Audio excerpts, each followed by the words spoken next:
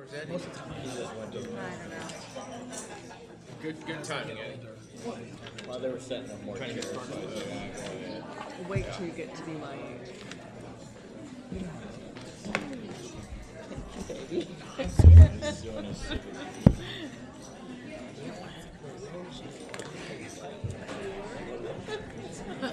They should have one chair in each aisle. Is this your hair? It's like brown, kind of curly. Oh, is this your hair? It helps that I have a cute. It's like a fucking hair that's just like stinging. It does help. Pull it. I'm not touching it. You take it. Seymour Townsend. Likes it. Yes, I'll do that. So, the recording should be Up, or in the back. I guess it's only in the back. I was looking to see if there's no one. Yeah, just the one in the back.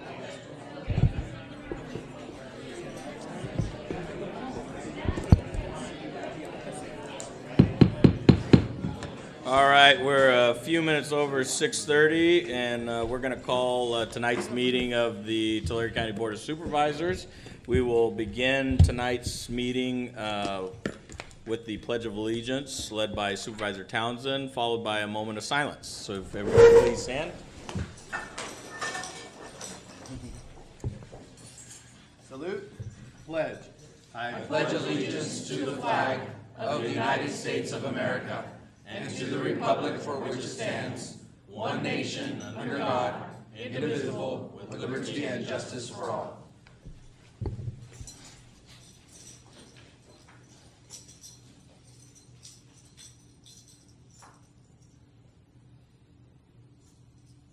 Please be seated.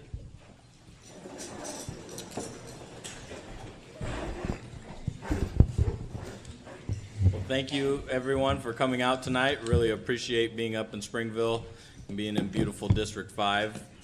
We've spent a good portion of the day up the hill, up in Mountain Home and in Balch Park, and it was really very informative and overall a great day from my personal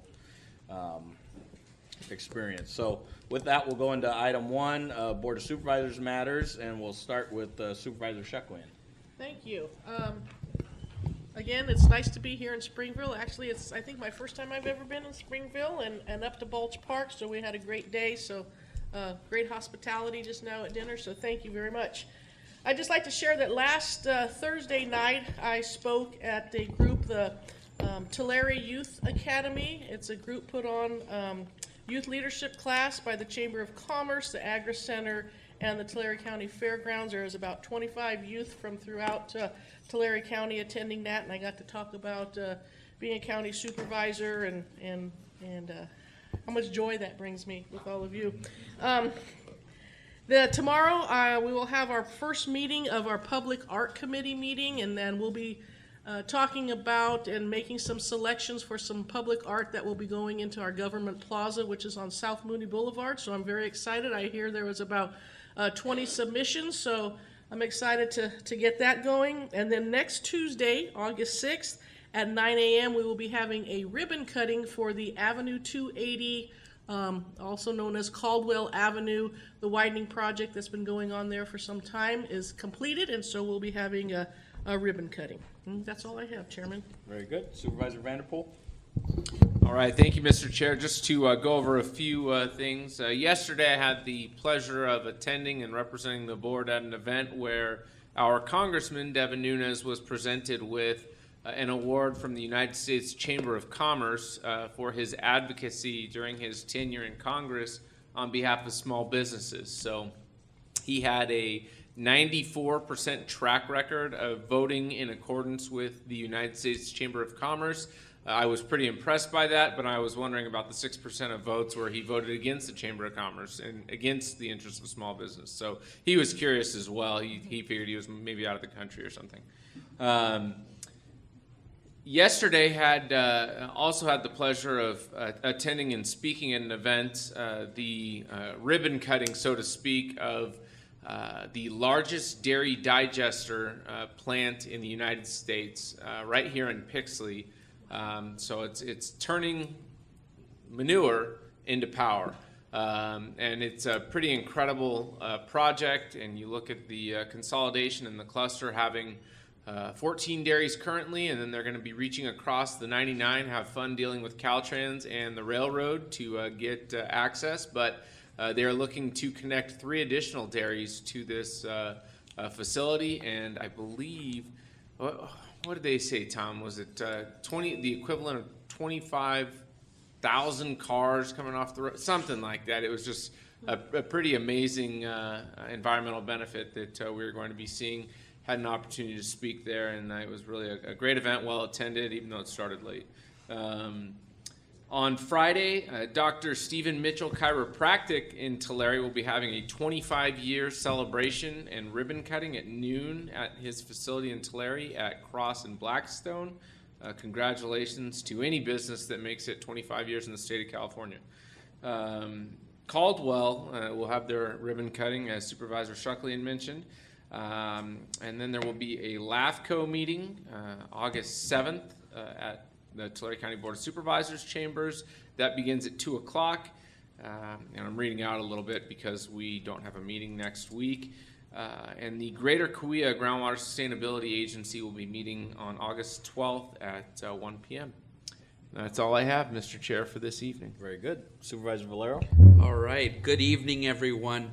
It is great to be here in the community of Springville. I spent a great day with my colleagues here learning all things CAL FIRE as well as our Balch Park service. And so just great hospitality and great to be here. Some of the things that I have slated for next week, this week and next week. First one being the same as what Supervisor Shucklian said, Public Art Selection Committee. Looking forward to that and how we can bring more art into our county buildings. In addition to that, that afternoon, have a meeting with the Ag Advisory Committee, and that is at 3 o'clock. And then that evening, attending the Rooks grand opening in Tulare. And the Rooks is an agency that focuses on music. They just held a summer music lesson for the youth of Porterville, as well as Visalia, Cutler Rossi, and Tulare. And so doing great work on that, and also a PR firm, a public relations firm. So their grand opening is tomorrow. I will also be attending the LAFCO meeting next week. And then I will be meeting with a GSA, General Services Agency, next week to talk about student involvement in energy projects. And so hopefully we can get students involved in workshops, learning about technology, but also how we can incorporate the youth perspective in energy.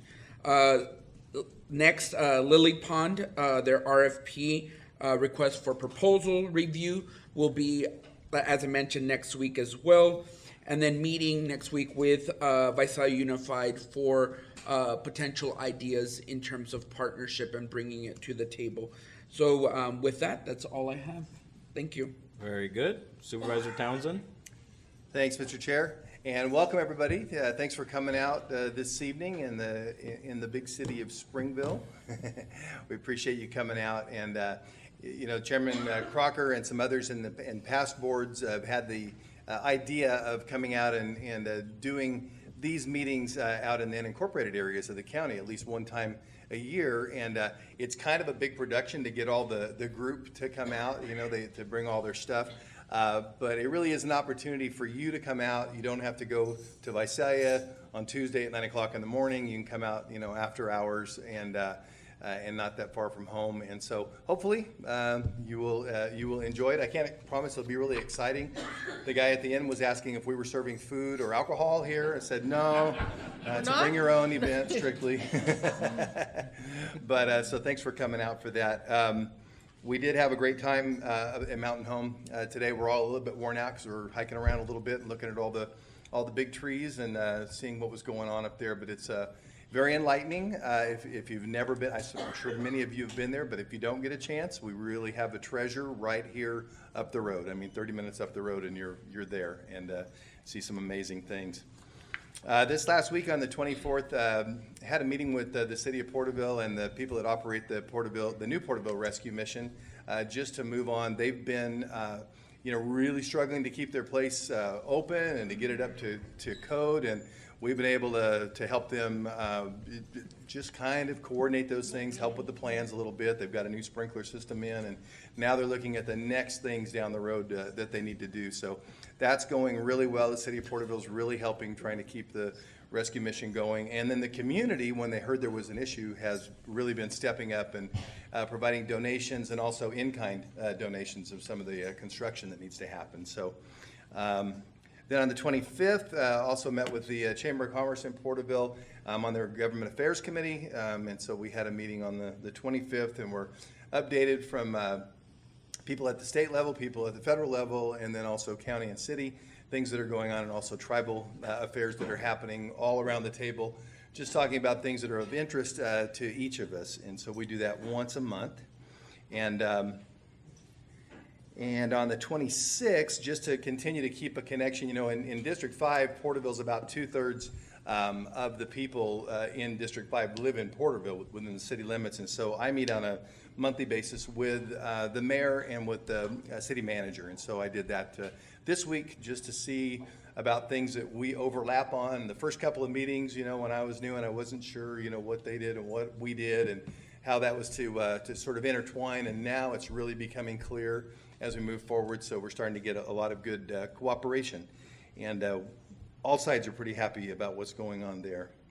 27th, got a chance to go out and have some fun at the first annual, they say, Night Under the Stars. It was really hot, but Agape Winery out in Terabella, which is, there were 3 out there, now there's 1.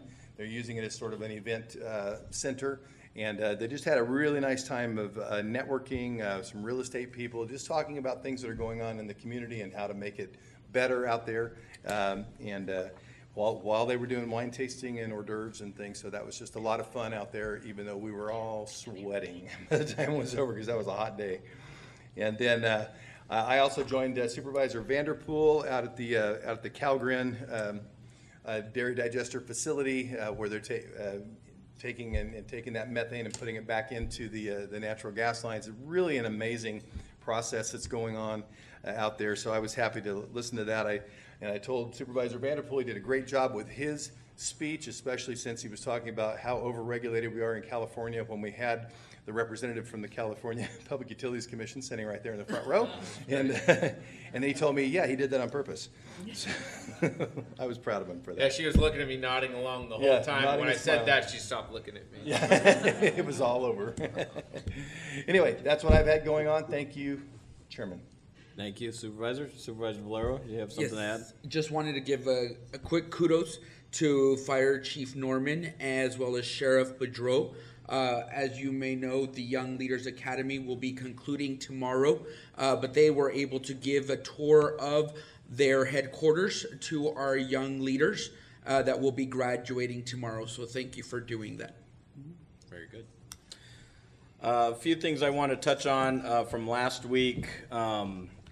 Last Thursday, I attended the Yosemite Sequoia Resource Conservation Development Council meeting for our area, and I know we've got a couple of folks from the USDA, from the NRCS program that help work with that, and so I appreciate you guys coming out tonight and just supporting this. And one of the things we talked about is that the RC&Ds get involved with a lot of different items, some for community safety projects like fire breaks, others for economic development type things to help out communities that are in mountain foothill areas, as well as helping out on the environmental side, so meadow restoration, those types of programs. So they get involved with quite a bit. They're able to get grants and funding, so we're looking at trying to pull together a group of stakeholders throughout Tulare County that would be interested in any of those type of work, and meeting hopefully in November is kind of the goal that we set to do that, and to try and bring resources to the table to help out really communities like this and further up the hill. So communities like Camp Nelson and Ponderosa and Sequoia Crest, all of those, and even further Posey, other areas that aren't necessarily on 190 that would be able to benefit from some of those grant programs and just expanding on what we've already been doing from a tree mortality standpoint, but helping broaden that to look at other projects. So really, it's a matter of finding out what everyone's niche is as far as their expertise, and then what type of resources they can bring to the table, and then identifying projects to really, for us to be focused and move forward with getting some projects done. So that's, and I know the tribe's here tonight, and we definitely want the tribe to be a part of that discussion and see how we might be able to help the tribe as well in that process.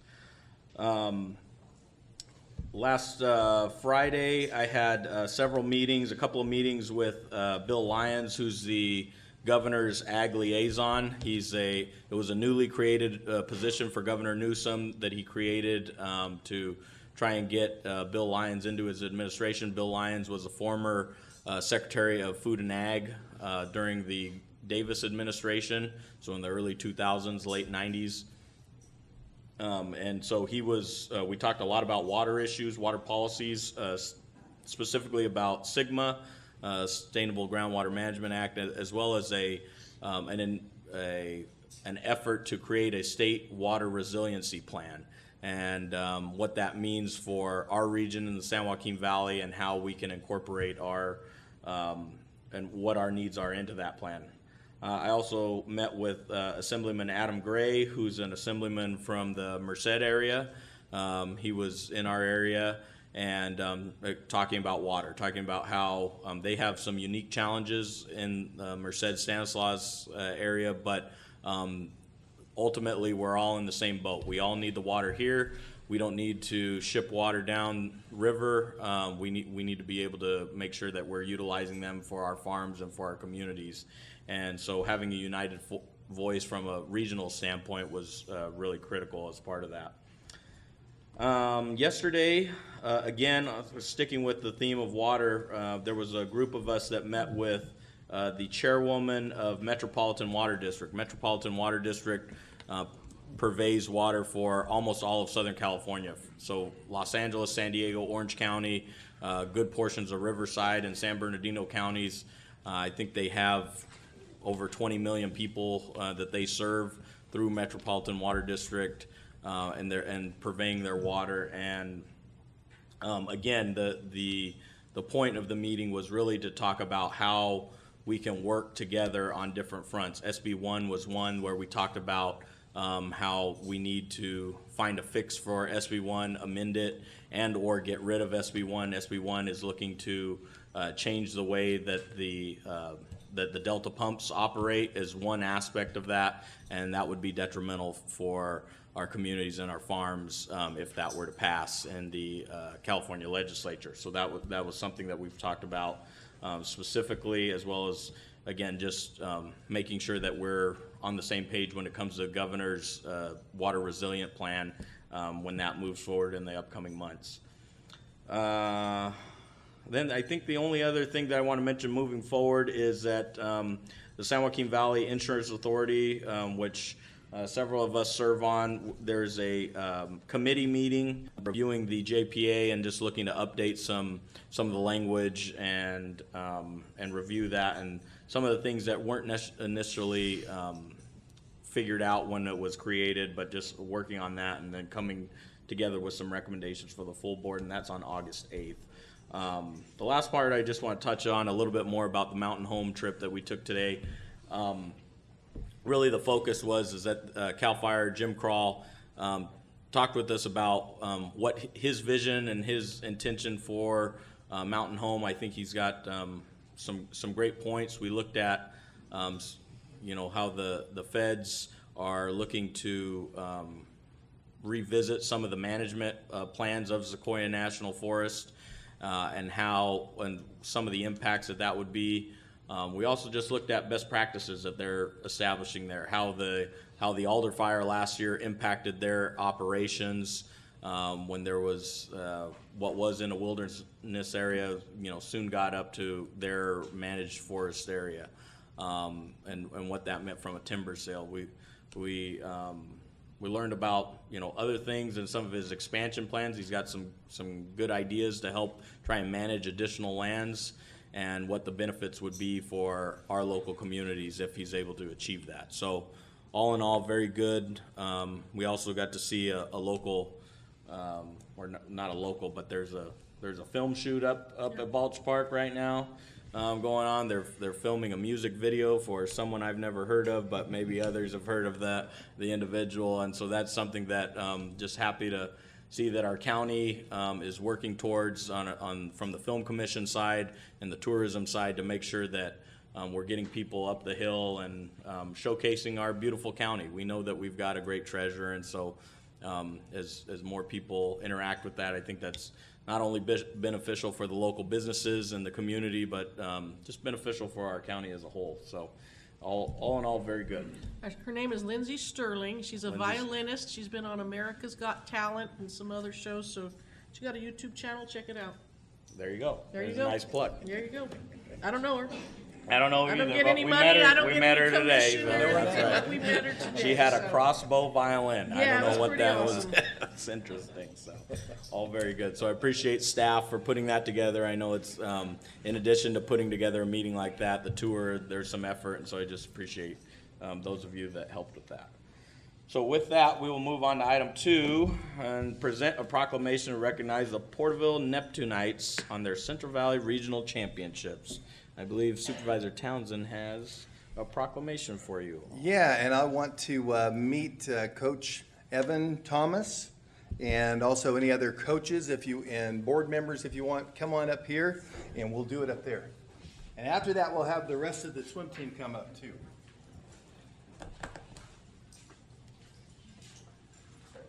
Which I suspect is a large portion of the crowd.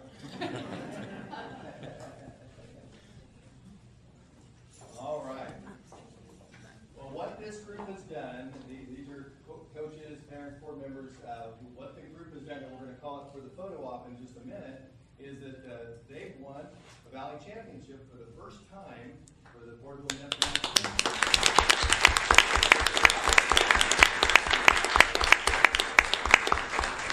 And I asked Evan, how long has the Neptunites been around? He said, I don't know. He said it's a long, long time, somewhere maybe 50 years or so.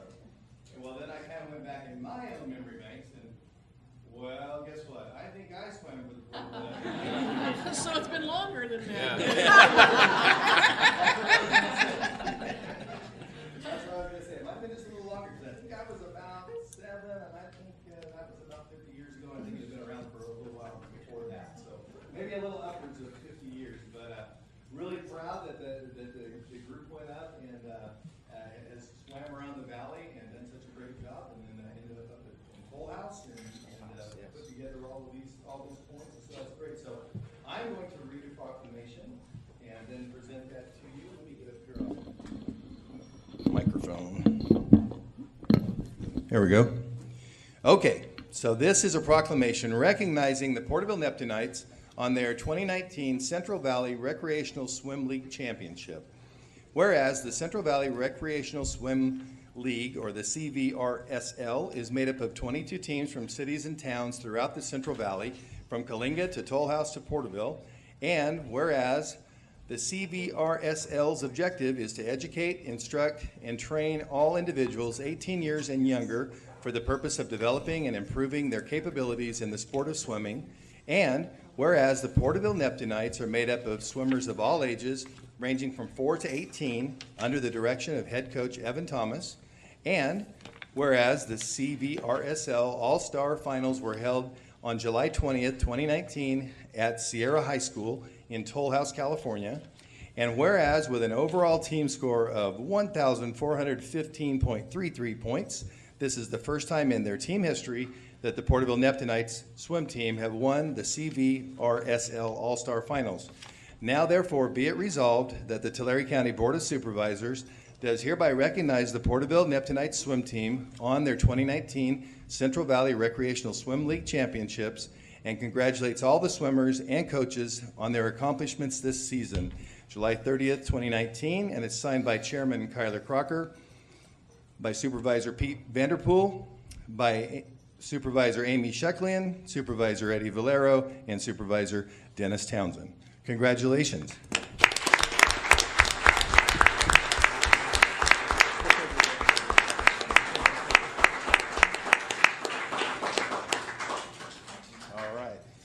we'll give that to you.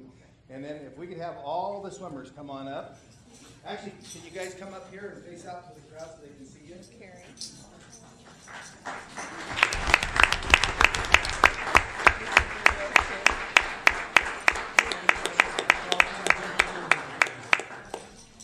Come on up and bunch up in here around the front.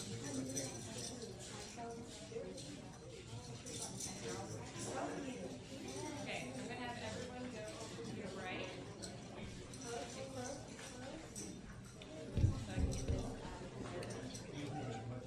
Oh, we won't be in the picture.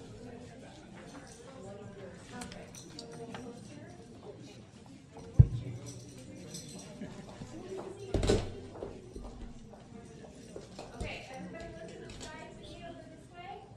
No way I can get that out of there.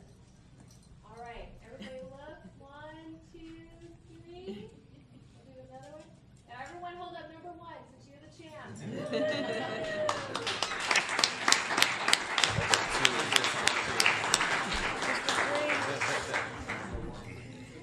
All right. Congratulations, guys. Thanks for coming up. Good swimming. Thank you guys very much. Yeah, Thank you. Thank you. Congratulations. Great job.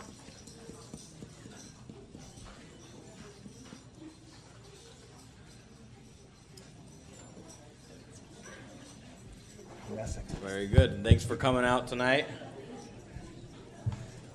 We'll go on to our next item, which is item number 3, and that's present a proclamation to recognize August 1st through the 7th, 2019 as World Breastfeeding Week in Tulare County. And I believe we have Supervisor Vanderpool presenting a proclamation. And I am ready to roll. It looks like nobody came here to celebrate Breastfeeding Day. So Did. I brought an Cecilia's audience. there. Oh, yeah, There's okay, a we got a few. few. Well, there's a Cecilia, go ahead. You can go ahead and make your comments. Easy. Okay, let me make sure. Thank you. Good evening, Chairman Crocker, members of the board, Dr. Britt, Ms. Peterson. I'm Cecilia Herrera, Division Manager with Public Health and Health and Human Services. And I wanted to take a moment to express my appreciation for this acknowledgement and a brief history about World Breastfeeding Week. It's celebrated every year from August 1st through the 7th. It's been established since 1992 to encourage breastfeeding, which improves the health for both mother and child. Babies who are breastfed are less likely to develop ear infections, intestinal disorders, certain childhood cancers, type 2 diabetes, and have an enhanced immune system. Additionally, according to the Center for Disease Control findings, mothers who exclusively nurse their babies for 6 months reduce their risk of breast cancer. The objectives of World Breastfeeding Week are informing the public, anchoring parent-friend value and support breastfeeding, engaging individuals and organizations, and energizing social awareness to advance breastfeeding.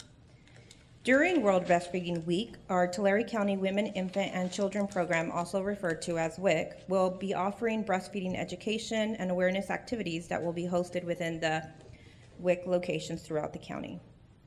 In addition, WIC invites healthcare providers and organizations in Tulare County to support Breastfeeding Awareness Week. Thank you for your acknowledgement.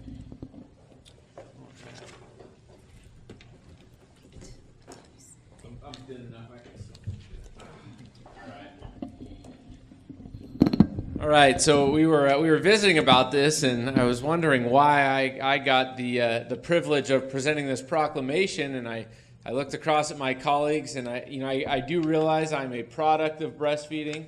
My wife is a proponent of breastfeeding. We have 3 children under the age of 5 who were all breastfed without a single ear infection. So your facts are true. And then I realized that I was born and raised on a dairy farm. So I'm a big supporter of udder to milk to children. Yeah, okay. So no, I'm Supervisor. I'm actually very, very proud to be able to present this proclamation because your statistics and your comments were right on.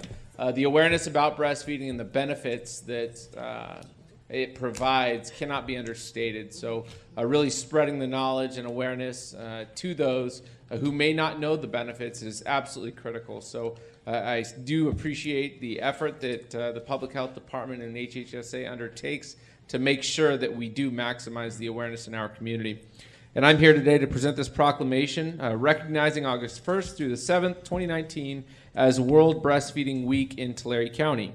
Whereas the County of Tulare recognizes that human milk provides nutritional and non-nutritional benefits for the growth and development of infants, reduces the risks of infectious and chronic diseases, in addition to protecting mothers' and infants' health, and may reduce the risk of childhood obesity.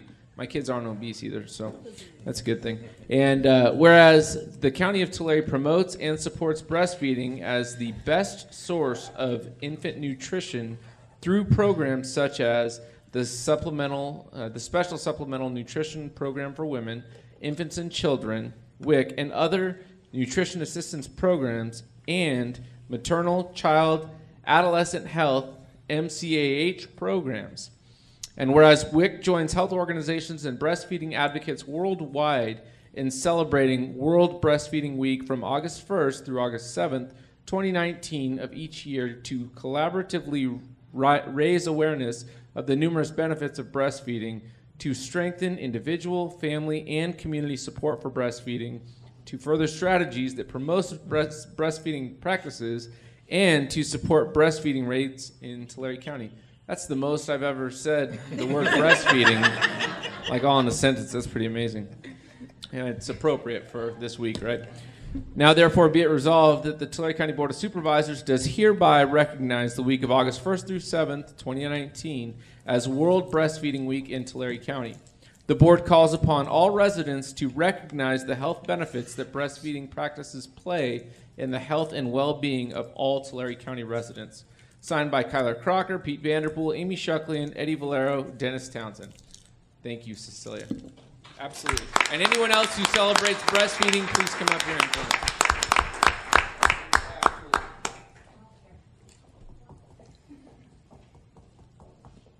Any other breastfeeding proponents are welcome. Products down there. Sure you're not formula?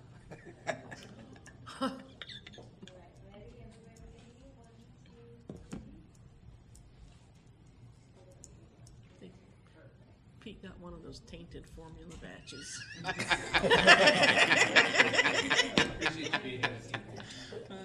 China. Thank you. Hey,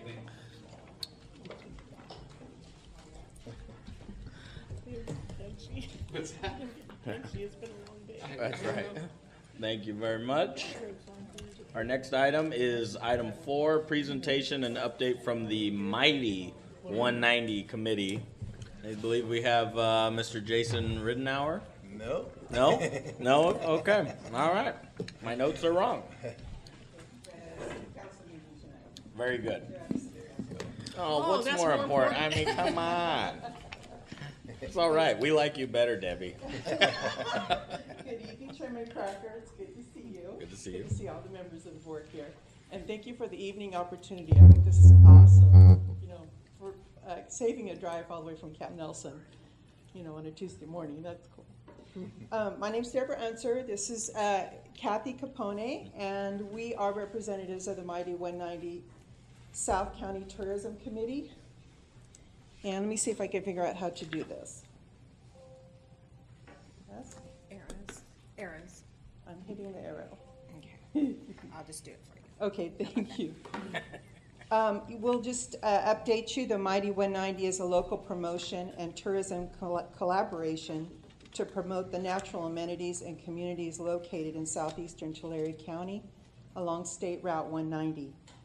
Branded as the Mighty 190, SR 190 serves as the gateway to 33 groves of giant sequoias located in Tulare County and is highlighted by the world-famous Amos Alonzo Stag Tree and the Trail of 100 Giants. Recently reported visitor spending in Tulare County totaled $430.4 million, of which $7 million was collected through the transient occupancy tax. Tourism is a large part of our economy, and we are working to organize the efforts used to promote southeastern Tulare County. We feel that together we can chart a course towards receiving a larger portion of the $112.5 billion in tourism dollars spent annually in California. Hello, I'm Kathy Capone. I represent the nonprofit environmental sector, and our committee wants to let you know, and I am so glad you were able to view some of our treasures up the Highway 190. There are many others, and there's a wide variety of activities. You experienced hiking and seeing the giant sequoias. There's bird watching, there's camping, there's canoeing or kayaking, and mountain biking and rock climbing. There's many other activities that are available to the public along and that connected to Highway 190. Our wilderness consists of some of the most pristine wilderness available in California, and we encourage and invite visitors and residents to visit the areas along Highway 190. Okay, good, you already did it, thank you. So this is a list of the partners, and we have, not only do we have the governmental in all levels, the federal, the state, the county, the cities, we also have the nonprofit groups and the businesses along the area, and the resource, the different environmental resources groups, and we have so it's a wide variety of groups that have come together for this tourism committee. Next. Oh, and thinking about the last slide, we started in 2016, and this year we're really getting rolling within the committee. We've developed the mission statement this year. The committee worked together to develop the mission statement, and we have developed several other we've made some real strides this year. So the mission statement is, we're committed to strengthening tourism through commerce and recreational opportunities that will lead to a robust economic base for businesses and communities along the mighty 190 corridor, while also offering inspiring educational experiences that focus on the discovery and the protection of the area's natural wonders and the historic lineage of its people.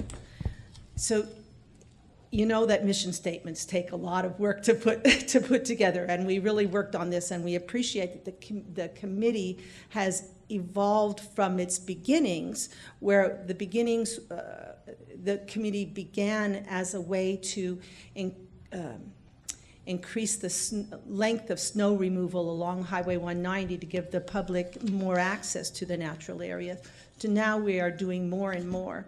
And the milestones that we have met at this point is our collaboration has led to a longer period of the gates opening. Now, I don't know if you've been to Ponderosa, but up the road, up Highway 190 from where you visited, there is a gate where Highway 190 designation currently stops, and it becomes a forest road. And at that point, plowing stops during the winter. And so now we have a way to communicate about the availability to open those gates for a longer period of time of the year. We've adopted Highway 190 branding and logo. We've completed some strategic planning, and we are creating social media to advocate and let the public know about the opportunities along Highway 190. And they're together. So our Mighty 190 group is a collaboration of groups, and each of the groups individually does activities and projects which benefit the whole committee. And one of them is that the Army Corps of Engineers put informational signage boards and restrooms at the Lake Success Vista Point. And then, Debbie?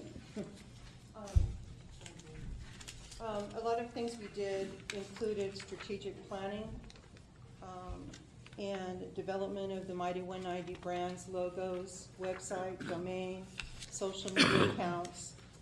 And I wanted to say one point to you.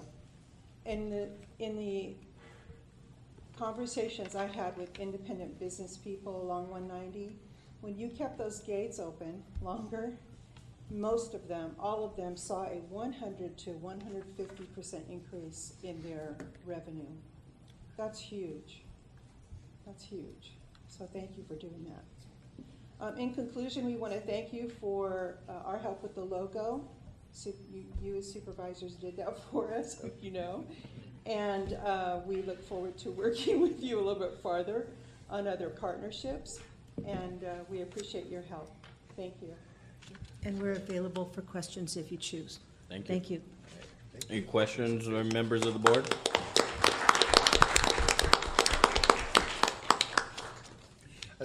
Yeah, go ahead. Chairman, I'd just like to say that, I've been attending the Mighty 190 meetings for a while now, and I've been able to see the growth in it as Kathy and Debbie were explaining. So it is exciting to see it moving forward, and there'll be a lot more conversations to come. But thanks for taking the opportunity to come up, and I know it's a busy night, but thanks for taking the opportunity to come up and present to us this evening. Appreciate it. Best of luck in your endeavors. Any members of the public wishing to speak or comment on this item? Seeing none, we'll go to item 5. Presentation and update from the Tule River Tribal Council.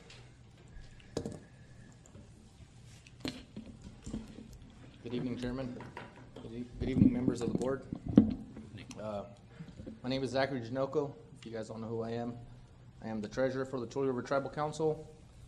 The tribe has been working on the casino relocation project for more than 3 years. The project includes a 250-room hotel, sports bar, restaurant, buffet, food court, entertainment lounge, 21,000 square foot convention space, 1,700 seat entertainment center, and a banquet hall and meeting space. Our goal has always been and will continue to be to develop a project that will benefit the tribe, our employees, our patrons, and the community. It helps the community by creating more jobs. According to the Federal Review project, more than 1,000 full-time jobs will be created as a result of the casino relocation. Those jobs will be a new hotel and convention space. More employees will also be in the region, and as more visitors come to Porterville, it helps our customers and employees by putting the casino closer to where they live. Their commute times to and from our site will reduce dramatically. More importantly, it reduces the number of cars on Reservation Road, which is in not very good condition, but still prone to auto accidents. It helps the tribe by alleviating some of the pressure on the tribe's water system. The casino uses thousands of gallons of water a day. By relocating the casino, the tribe will be able to use that water for other purposes and build more homes on the reservation.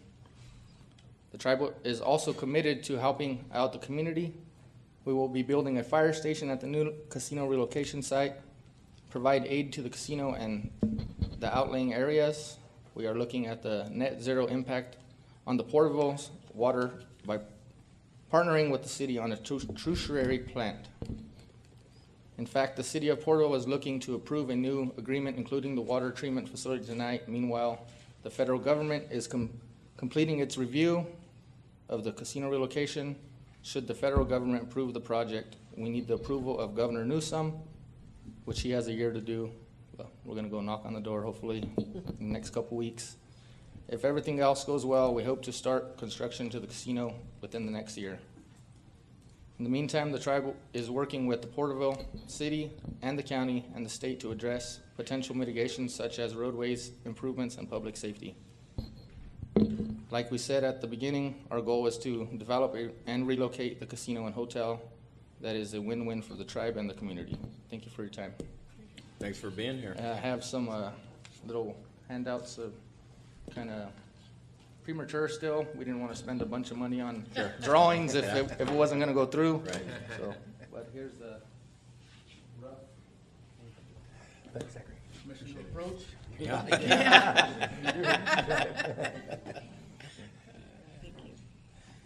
have some extras too if anybody would like one. Thanks, Zach. I think I have enough for everybody. Thank you very much. Thank you very much. Thank you guys for coming. Thank you. And I know staff's been working with your staff, and so I think there's continued dialogue, and we want to make sure that we're working together on not only this, but many other fronts that we've looked at in the past.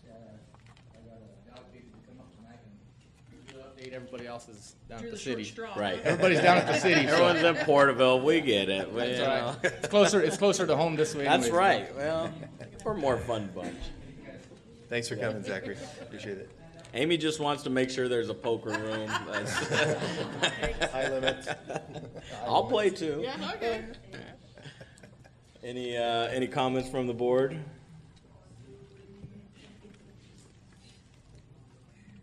Well, I'll just say real quick, Zachary, thanks for coming. I know that you got the short straw, I guess, on this one. But when I spoke to you guys a while back and invited you to come up, and there was a lot of interest in you coming and making the presentation. So, and I know there's lots of things going on this evening, but I appreciate you coming up. Did you want to say anything about the phasing of the project at this point? I think once the feds, I guess they have until, I think their 30 days to render a decision will be up on the 1st. So hopefully within the next week or two after that, they'll render their decision. And if they approve, it goes to the governor for signage, which he has a year to sign. But we're hoping he will sign it earlier than a year. Then we got to negotiate a new compact with the state. So from there, my goal, I'm up for re-election in January. My goal is to break ground before then. So, but then it's just, borrowing the money, finding someone to borrow the money for that ain't gonna gouge us, So, but other than that, my goal, like I said, my goal is to break ground this year. I don't know where everybody else is on it, but that's where I'm pushing for. So, Thank you. yep. Thank you guys for having me. Thanks for coming. All right, we'll go to item 6, public comments. This is the opportunity for any member of the public wishing to speak on matters that aren't on tonight's agenda but within the board's jurisdiction. I ask that you please state your name and address for the record. And I do have one request for public comments. Miss Debbie Unser, if you want to come back up. Yeah, it's okay. I'm here now, different person, Yep. representing the John M. Nelson Conservancy. That's a group of volunteers, 501c3 in Camp Nelson. They acquired and care for the Nelson Meadow, the museum, and the RV park. We've made it one of our goals to see that public restrooms are installed for the use of our many tourists. Currently, you will find public restrooms in Springville, and then none again until you reach the Kern River, a 71-mile drive of over 2 hours. Obviously not visitor or family friendly. The Conservancy owns a good deal of land bordered by state highway and county roadway, and we would like to know if there are any county resources available to help us get this accomplished. And thank you. I appreciate your consideration. Thank you. Thanks. And just for the public's record, I know we had a request come in to Supervisor Townsend and myself, and I think we're looking at Good Works dollars to help out with some of that startup. Any other public comments? Seeing none, we will close the public comment period, and we will take up our consent calendar, items 7 through 41. Any board member wishing to pull any item for separate consideration? Supervisor Vanderpool? Mr. Chair, just to note a couple of Sure. items from yesterday's review of this agenda. Item 15, the term date needs to be corrected, right, Mel? To 2020, yes. Okay, so to 2020. And then on item 22, that was to be pulled for a separate question. Do Correct. you want a separate presentation or just question? Yeah, I'm going to be pulling item 22 for separate consideration. And I have no others, and if there's no others to be removed by members of the board or members of the public, I would move for approval of the consent calendar as presented, less item 22 and item 15 with the correct term date. I would second that. We have a motion by Supervisor Vanderpool, a second by Supervisor Shucklin. Was there any other comments by members of the board? Any members of the public wishing to poll or make any comments? Seeing none, Madam Clerk, will you please call the roll? Supervisor Crocker, Aye. Supervisor Vanderpool, Aye. Supervisor Schecklin, Aye. Supervisor Valero, Aye. Supervisor Townsend. Aye. And the motion carries unanimously. Our librarian, Darla, I just wanted to say, I told our CAO, but once that vehicle's ready, we want to see it, so bring it to a board meeting once that's ready to go. I think that's really cool, so, very good. We'll now take up item 22, and I just had a couple of questions, comments.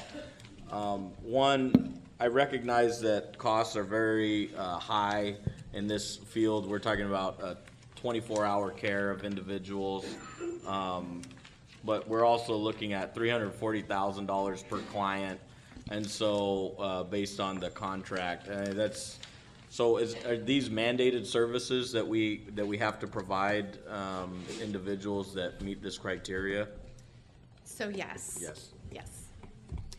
I would like to clarify, so first of all, good evening, Chairman, members of the board, CAO, and council. My name is Natalie Bullen, and I'm the Deputy Director over Clinic Services with Mental Health. And to answer your question, yes. So I wanted to clarify the numbers a bit. At any given time, we'll have approximately 5 consumers placed at California Psychiatric Transition. We call it CPT for short. But it's a short-term placement, and consumers transition in and out. So this placement is a highly structured, secure facility that houses 2 different types of our consumers. It's for our LPS and Murphy conservatorships, and it's for our Penal Code 1370, which are incompetent to stand trial but have not yet been conserved. So this placement is kind of our last option placement. They take our consumers that are just very, very difficult to place. And so the cost is, and to break it down further, so per day, for an LPS placement, it's $400. For a 1370 resident, it's $575. The facility runs a very specialized program called Destructive Behavior Unit. This is a unit that provides one-on-one care 24 hours a day, including 24 hours nursing staff, and this unit is $850 per day. The other option from this unit is being placed in a state hospital, so that's the reason why the cost is so high. An average stay, we're seeing out of this facility that consumers are able to transition within 6 to 8 months, that they can transition to a lower level of care or regain competency and go back to court to continue their court proceedings. Yeah, I recognize, and I'm not opposed to this. I think for, when in the staff report talked about, 7 individuals being able to, at any given time being able to utilize this contract and this agreement. And so just, I think it'd just be helpful to, from a transparency standpoint, just talking about whether or not services are mandated. I think that helps, meet my understanding as far as, are there other alternatives that might be lower cost? Yeah. But, versus, well, we have to do this for our individuals. And then just breaking down, what our costs are for individuals, recognizing that we still have a fiscal responsibility, even if there are numerous funding sources that help provide that. So I appreciate the effort and working with, providing for individuals in our communities that need care the most. And we're not talking about individuals that have a cold or something. I mean, these Correct. are, something that's very serious. So Yeah, it is. I do recognize, but it just kind of jumped out to me, this the dollar amounts. Sure. Any other questions, comments from members of the board regarding this? Members of the public? Seeing none, I'll entertain a motion. Thank you for the clarification, Natalie. I would move for approval, Mr. Chair. Second. Moved by Supervisor Vanderpool, second by Supervisor Valero. Madam Clerk, will you please call the vote? Supervisor Crocker, Aye. Supervisor Vanderpool, Aye. Supervisor Sheklian. Aye. Supervisor Valero. Aye. Supervisor Townsend. Aye. Motion carries unanimously. Thank you, staff. We'll now move to our not timed items. Item 42 is a request from our Health and Human Services Agency to approve a NDA with PG&E to look at confidential client information during a public safety power shutoff event. Good evening, Mr. Chairman, Supervisors, CEO, and Council. Ladies and gentlemen of the public, Andrew Lockman, your Office of Emergency Services Manager. We are here tonight to request your approval of a non-disclosure agreement with PG&E. The agreement itself is fairly straightforward. However, the topic of public safety power shutoff seems to warrant a little bit of a background discussion for you.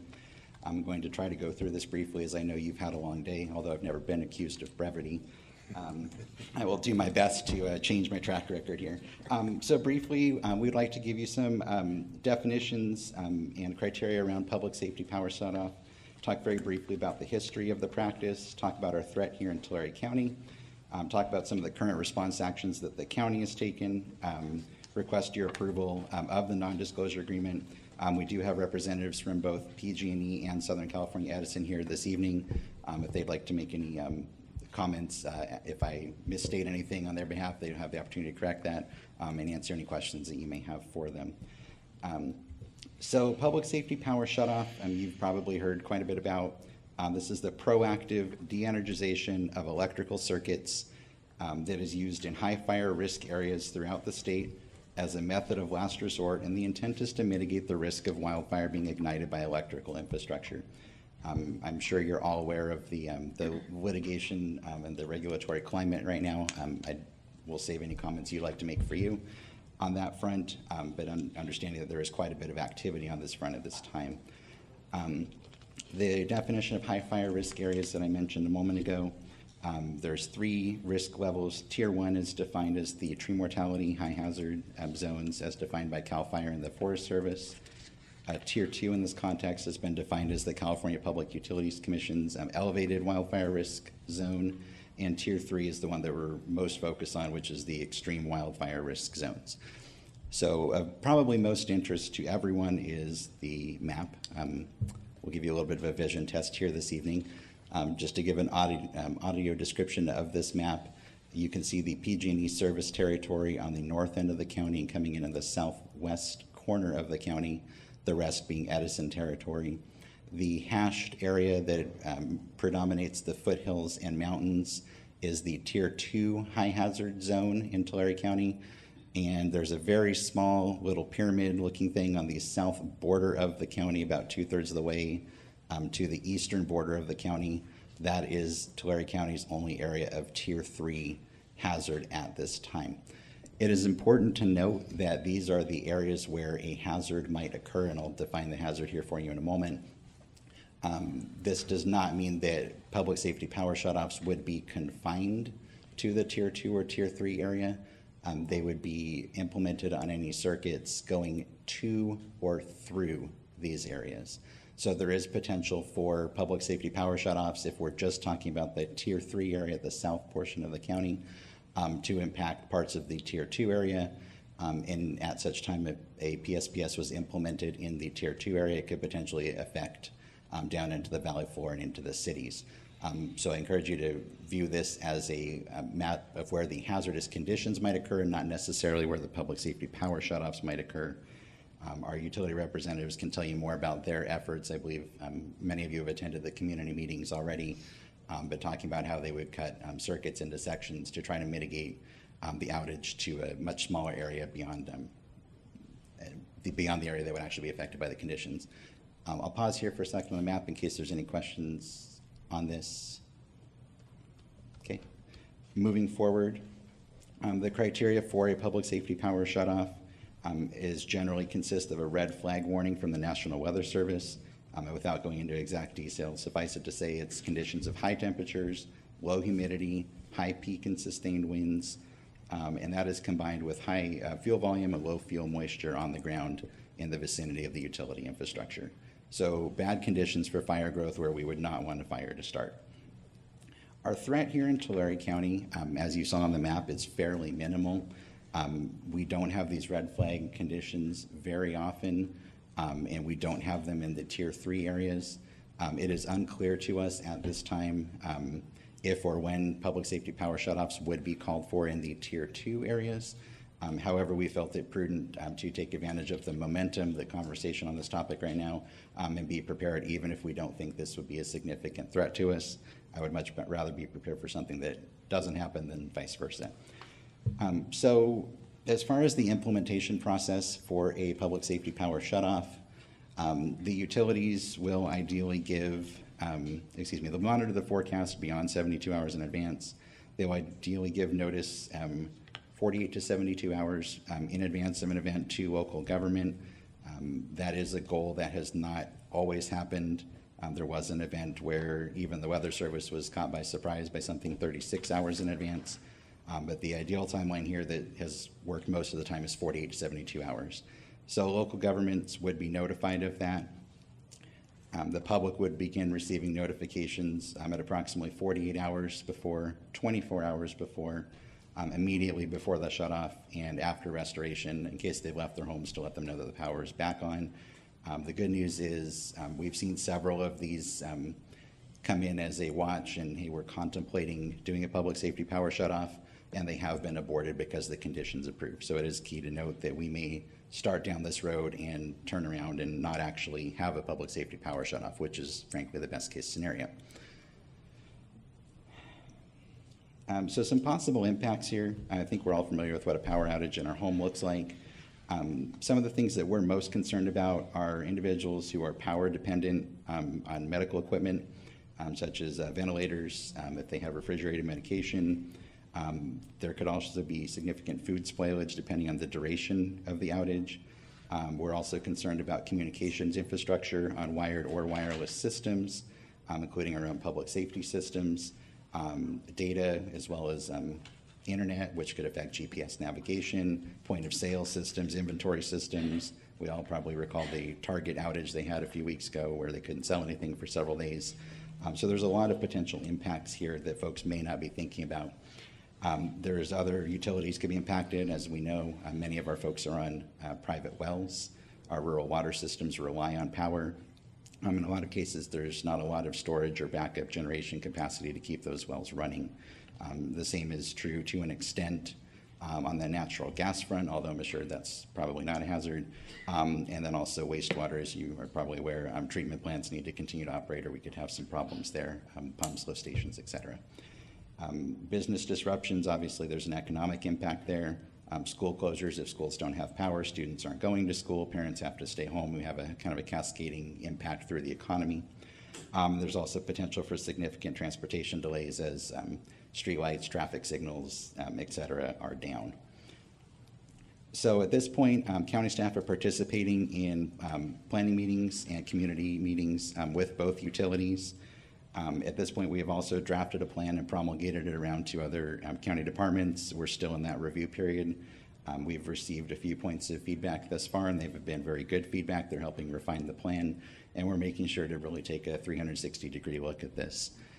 Our emphases in planning, our emphases in planning at this point are to obtain and analyze any pre-planning information, such as circuit maps, such as where our vulnerable populations are.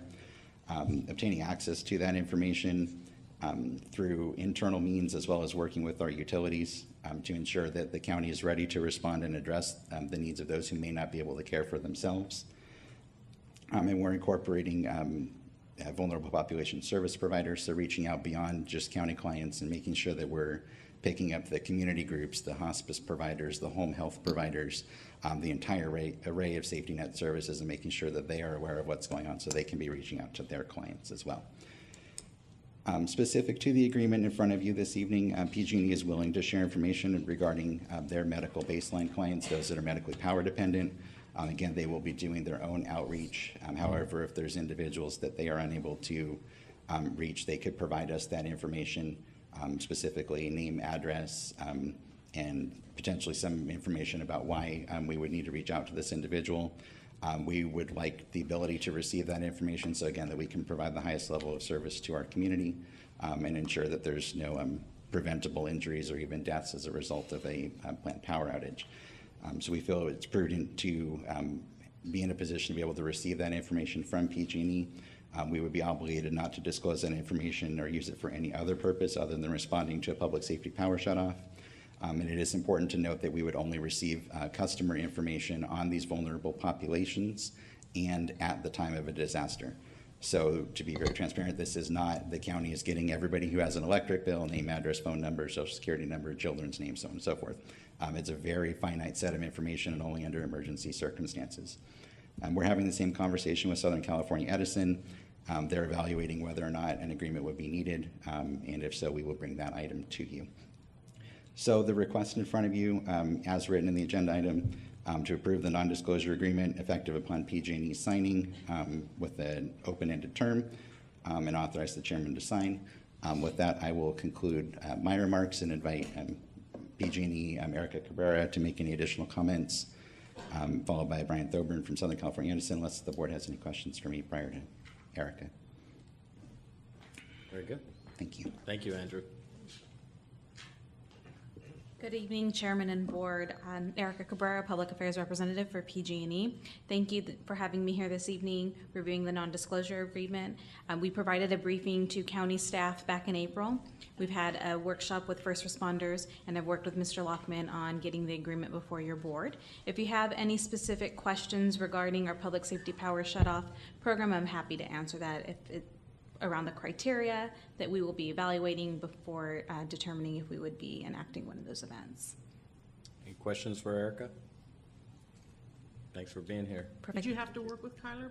I did. I'm sorry. That's okay. He must be feeling much better these days. Springville's better than Selma. That's why she's feeling better. Thank you. Thanks for coming. Brian? Good evening, Mr. Chairman and board members. Brian Thoburn on behalf of Edison. Currently, during an emergency, we would share customer information with county staff. We wouldn't require an NDA. However, we are developing one, and as soon as it's ready, I'll work with county staff and we'll bring it to you, because outside of an emergency, for planning purposes, we would need an NDA as well, and so we're working on that, and when it's available, we'll get that to you. I do also want to thank Supervisor Townsend and Chief Norman and the sheriff and all the county staff, Mr. Lockman, who were at our recent community meeting in Porterville on PSPS outreach, and it went very well. So we'll continue to work with county staff and you all, and thank you very much. Thank you. I just want to make a few comments. I think it's important for, as there's a lot of noise in this field around public safety power shutoffs. I think it's important to note that I don't think that any of the utilities are interested in shutting off people's power. That's something that is really a last resort, but I think they're also very interested in keeping their customers and their communities safe. And as we know, there's been some extreme high wind events that have happened over the last several years that all of the utilities in California can attest to, that have impacted their customers. And I think that it's something that's really being looked at as an option to make sure that we're protecting the communities that we represent, as well as the communities that they serve. So I know that people want to be able to eat their cake and eat it too, and be able to have safety, but still continue to have the refrigerator running and not have to change their clocks, because that's a huge inconvenience for individuals. But we also need to recognize that when we're talking about the life and safety of individuals, that is a minor inconvenience that we're just going to have to live with in order to make sure that we're safe. So I appreciate the efforts that the utilities are taking in order to keep our community safe while continuing to serve us a vital energy supply that we need to conduct our everyday lives. It's not something that we can take for granted, and I think that mountain communities are probably uniquely set up where many homeowners already have generators because of snow events and other types of things, that they're already much more prepared than folks that are flatlanders. Us flatlanders, we're not quite as prepared as folks that live up the hill. And so you guys are probably ahead of the curve when it comes to these issues and able to withstand some type of outage of any duration. And so it's we can take a few notes from you guys when it comes to being prepared. So thanks for the presentation. Is there any other comments or questions from members of the board? Supervisor Townsend? I just want to say one thing, or a couple of things that I appreciated. Andrew, thanks for the presentation. That was really good, very clear, and give us an understanding of what's going on. And thank you to the utilities for the foresight of thinking about these things, that there will be people that are put at risk whenever we do have to cut the power for even a short period of time. And so I'm pretty impressed by all the forward thinking on that, and knowing that we're going to need to coordinate with OES to take care of these people in that event. So just want to say thanks. Very good. Any members of the public wishing to speak on this item? Seeing none, I'll bring it back for action. I'd move to make a motion. I'll second that. We've got a motion by Supervisor Valero, a second by Supervisor Townsend. Madam Clerk, please call the vote. Supervisor Crocker? Aye. Supervisor Vanderpool? Aye. Supervisor Sheklian? Aye. Supervisor Valero? Aye. Supervisor Townsend? Aye. The motion carries unanimously. Thank you for coming. We'll take up item 43, request from the Resource Management Agency to approve proposed route changes to TCAT routes 60, 70, 80, and 90. Mr. Miller.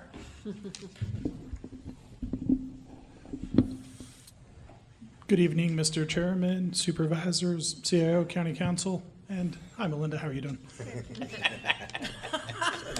My name is Ross Miller. I'm a chief engineer with the Tulare County Resource Management Agency. I'm here with Albert Berrigan, the transit manager for the Resource Management Agency. And as stated, we are here to talk about proposed changes to transit services in the Southeast County, particularly routes 60, 70, 80, and 90, as well as the Lindsay Dial-A-Ride.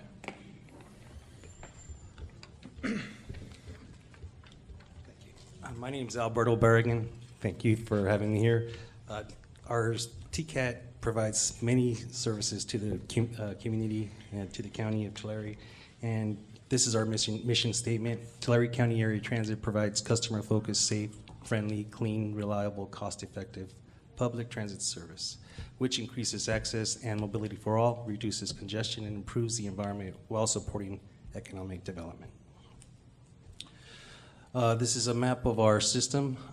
We have 9 routes, 5 intercity routes, 4 local circulators of fixed routes. We also have a dial-a-ride service where customers can call up to 2 weeks in advance for reservations to be picked up and dropped off at the locations they identify. We also have route deviation for our ADA passengers that can also deviate from our fixed route up to 3/4 of a mile with a day in advance request. Also, the Loop Bus program is provided to at-risk children or youth in the county at no cost. And just to provide an update on some things that transit has been up to lately, we've recently launched a new website. It's accessed at www.ridetcat.org. That's ridetcat.org. It's also on the front page of the slide. We recommend everyone check it out. We also have a couple of current projects going on, some major ones. We're currently working on our transit operations and maintenance facility. The buildings are mostly done. They're doing some paving right now, and we're starting right now on the CNG gas station for the buses. We also have a shelter program that we'll talk about in a moment, as well as we are currently in the process of purchasing 3 new buses for the fleet. This is just a photo taken, I think, around July 2nd of this year of our transit operations and maintenance facility. The administration building's kind of in the center of the shot, and on the left we have the new maintenance facility. Here in the picture on the left, we have one of our newest shelters that was placed on at the Strathmore Post Office. It's one of the shelters that's bus stops that's serviced by our Route 40 route. On the left, on the right, we have one of our shelters located in Seville. This is one of the shelters that we've installed solar lighting, so we're installing solar lighting in a majority of our shelters that require lights.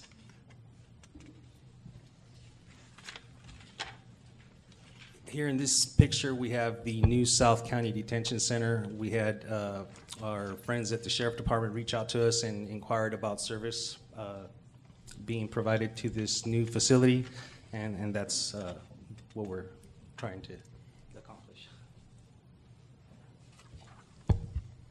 So we began looking at options for modifying our transit service in the Southeast County, primarily focused on 3 goals. We wanted to improve access, our transit access in Lindsay.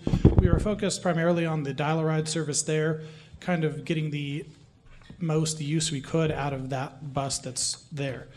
We also wanted to find a new way to serve the South County Detention Facility, as well as providing service to the community of Ducor. Ducor was previously served by an agreement we had with Orange Belt Transit, but Orange Belt stopped serving in that area, so we were trying to come up with a new way. And because our routes 60, 70, 80, and 90 are all run by the same bus, any change to one of them impacts all of them. So, as I said, we have the Lindsay Dial-a-Ride bus, which also serves the communities of Tullyville and Tonyville, and even some in Strathmore. And we were looking at that, trying to come up with a way to maximize its use. It was operating from 7 a.m. to 3 p.m., but most of our trips were coming in kind of 2-hour blocks. So what we are proposing is limiting our dial-a-ride service to 7 a.m. to 9 a.m. and 11:30 a.m. to 1:30 p.m. This probably covers 80% or more of our dial-a-ride passengers in this area. And additional, basically using the rest of the hours to provide fixed route service throughout the community on what would become our new Route 60, which would just be a circulator through the community of Lindsay. This is also operated by TCAT on behalf of the city. Buses in Lindsay are operated by TCAT on behalf of the city through an annual agreement.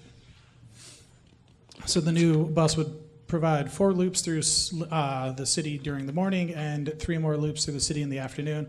We're working with the city as well to make sure that when the city builds its transit center, they will be easily incorporated into the routes and will actually become the focal point of transit in the city. The map here in blue shows what the new loop through the city will be. We've worked with the city manager and city engineer on this route. The red loop shows what Route 60 was currently doing through the city.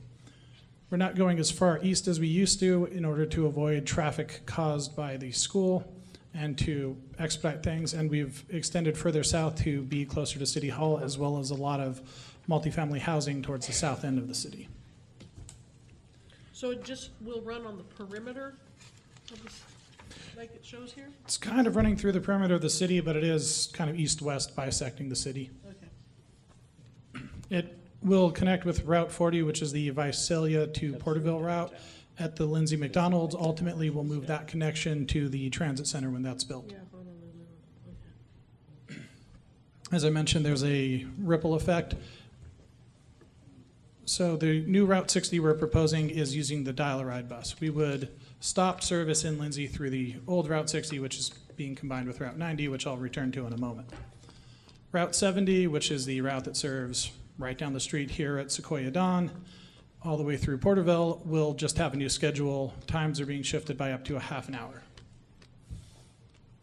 Route 80 will now go from Porterville to Terabella to Ducor, back to Terabella, and back to Porterville. This is again to serve the community of Ducor and satisfy a long-standing transit need there.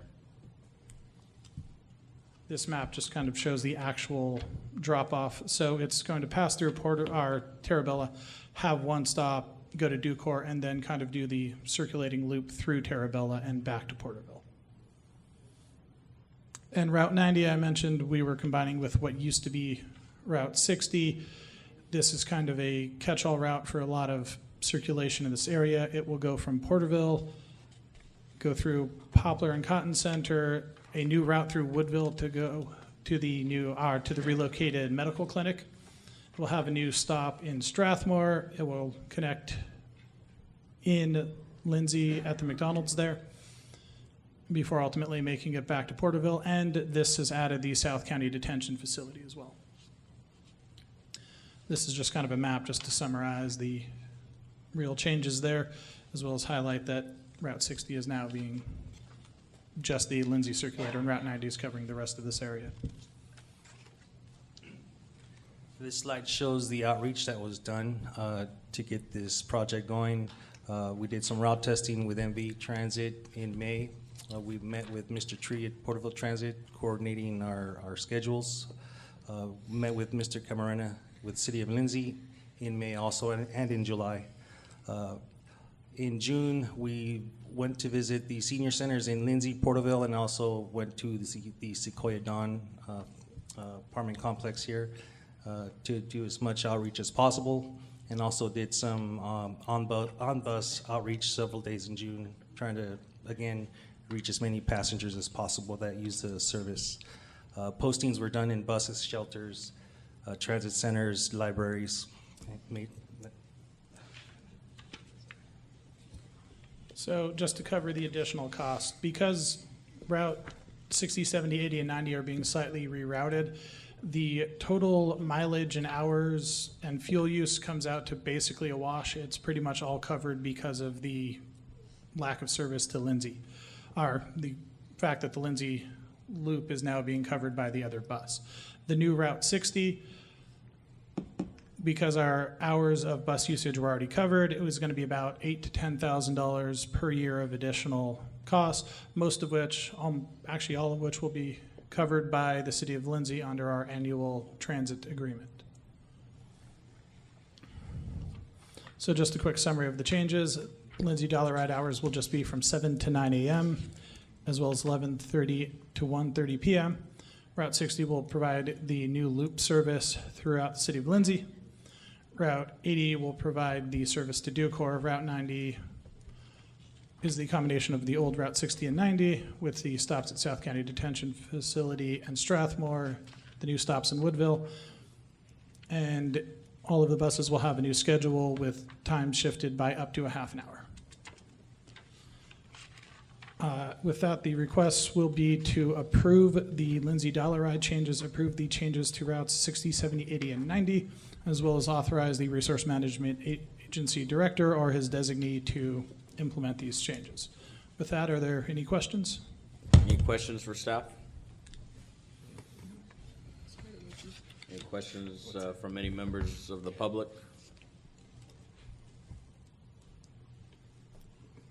Very good. Thanks for the update and for working to try and continue to improve service without having any major increases in costs.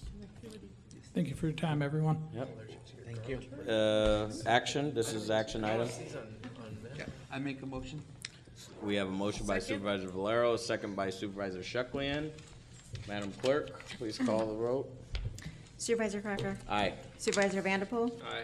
Supervisor Shuckman. Aye. Supervisor Valero. Aye. Supervisor Townsend. Aye. Motion carries unanimously. All right, our last item on today's agenda, item 44, board members may make a referral to staff to have staff place a matter of business on a future agenda. Is there any items that any board member would like to place on a future agenda? Seeing none. We already took up closed session. Madam Counselor, did we have any need for any announcements? No announcement out. Very good. Thank you all for coming tonight to our meeting. Tonight's meeting is adjourned. Thanks for dinner. I'll be back. I'll be back.